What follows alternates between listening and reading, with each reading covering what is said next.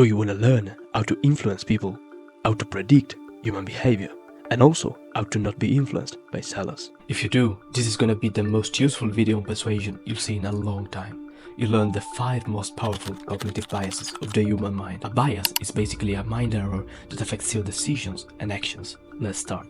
1. Anchoring effect. When we rely too heavily on the first piece of information we see. An example, the whole concept of discounts is just about that. You're much more likely to buy a sweater if the price went down from $300 to $100. Why? The first price they tell you, 300, is the anchor. It makes the other number seem insignificant. The first information we see acts as an anchor, which will change our perception about other things that come after. This is literally everywhere. Usually, shop assistants present high-priced items first and only then cheaper items. That way, they'll anchor you with the first price, making you more likely to buy. This is also used in real estate. They usually first show an expensive property to clients, so the cheaper ones seem like better deals. Anchors are powerful because our brain uses them to form rapid judgment about things. Our brain is pretty lazy. It always tries to save mental energies, and it uses any kind of shortcut to do that. Anchors is one of those shortcuts.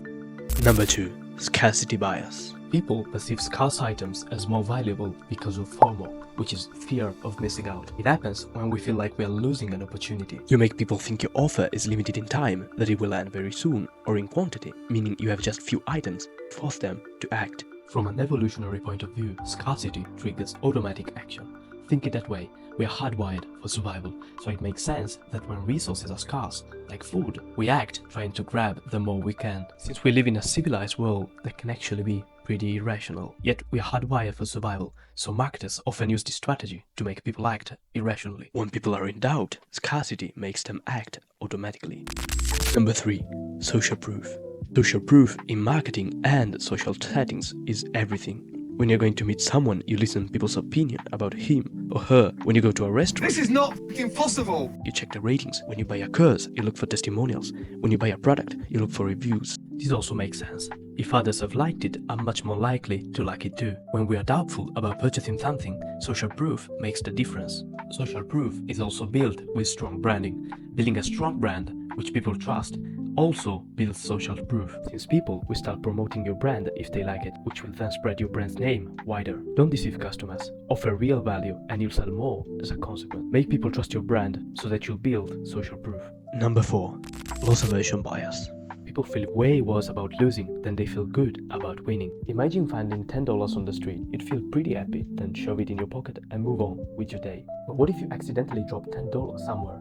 Research shows that if you are like most people, the disappointment from losing $10 would be far greater than the joy you'd get from picking up the same $10. But how does this apply to marketing and persuasion? People are much more likely to buy if they feel like they're losing something. Saying "don't miss out" works way better than talking about the benefits of your product. Also, it's the principle behind free trials. Free trials make you used to the product, and then they emphasize the fact that if you don't subscribe, you'll lose the benefit. Number 5. Authority bias. People either look for social proof or authority. Authority is a wide concept. It goes from how the seller is dressed to how he speaks to his achievements. In one word, it's perceived expertise. Authority is all about proving your expertise. People trust you only if you act as an expert. You need to prove that you know what you're talking about. A professional brand with authority will always win over other brands with no authority. Check this experiment out. Participants were given blind taste tests of Coca-Cola and Pepsi. When they didn't know which brand they were drinking, Pepsi often won. However, when participants were aware of the brand, Coca-Cola consistently won. People often don't choose products rationally. They trust the brand. Keep this in mind, your brand needs to be trusted. Trust is the foundation of any human connection. Thanks for watching, and as usual, I'll see you in the next one.